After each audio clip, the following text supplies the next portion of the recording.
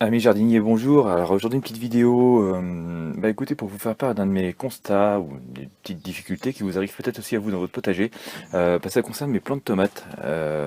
J'ai des grands plants de tomates qui poussent vraiment super bien. Il y en a, ils font vraiment aujourd'hui, à mon avis, plus d'un mètre, voire 1,20 m, super bien verdoyant. Pas de trace de mildiou pour l'instant. Faut dire, je vais traiter un tout petit peu au préalable quand je les avais plantés à la bouillie bordelaise, pardon.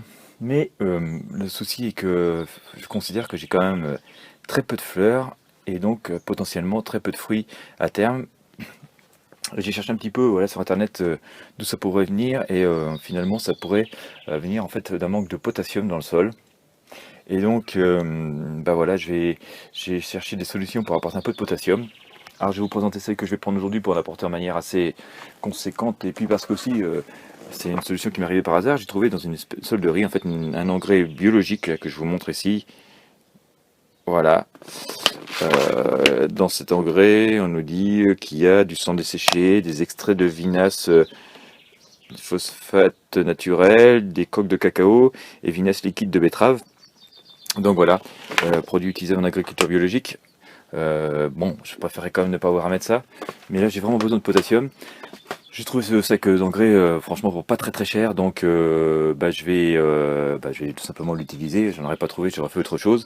Dans un deuxième temps, et c'est ce qu'on peut faire aussi si vous voulez ajouter du potassium, c'est vous pouvez mettre des fougères, par exemple au pied de vos tomates, ou tout simplement de la cendre de bois. Voilà, si nous sommes à la saison des barbecues, lorsque vous n'utilisez plus votre barbecue, vous pouvez tout simplement mettre votre cendre au pied de vos pieds de tomates.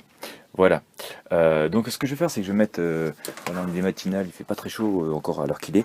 Je vais mettre un peu d'engrais au pied de chaque tomate. Voilà.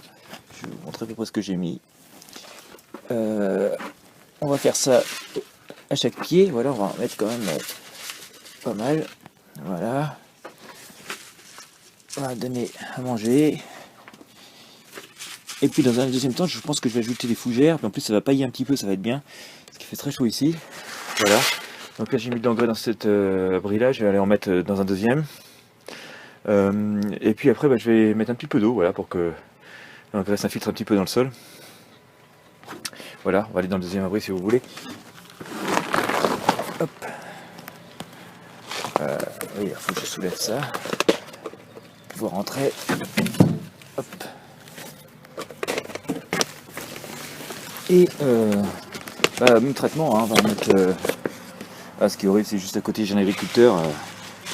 Un champ à côté. Alors je suis quand même assez protégé, c'est une grande haie d'arbres, il y a un petit mur en cailloux, j'ai fait rajouter une butte en terre.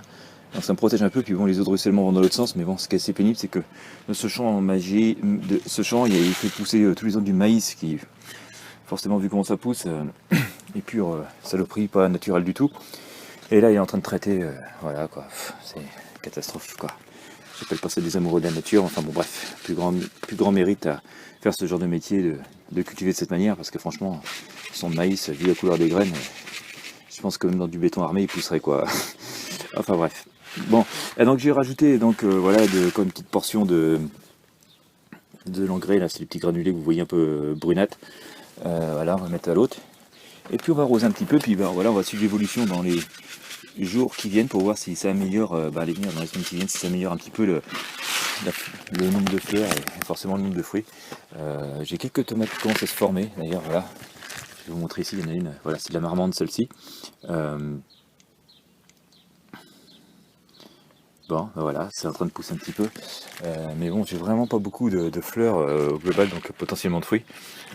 Et donc, il semblerait que ça vienne souvent d'un manque de potassium. Donc là, on a ajouté un petit peu. On va voir ce que ça va donner. Je vais repailler aussi après avec des fougères, ça va préserver l'humidité et aussi apporter un peu de nourriture au fur et à mesure que les fougères vont se décomposer. Voilà, tout ça naturellement, puis pour pas cher, puisque la fougère, j'en ai partout qui poussent sur les talus à côté. Donc voilà. Et écoutez, on suivra tout ça ensemble. Moi je vous dis à très bientôt pour une nouvelle vidéo et bon jardinage.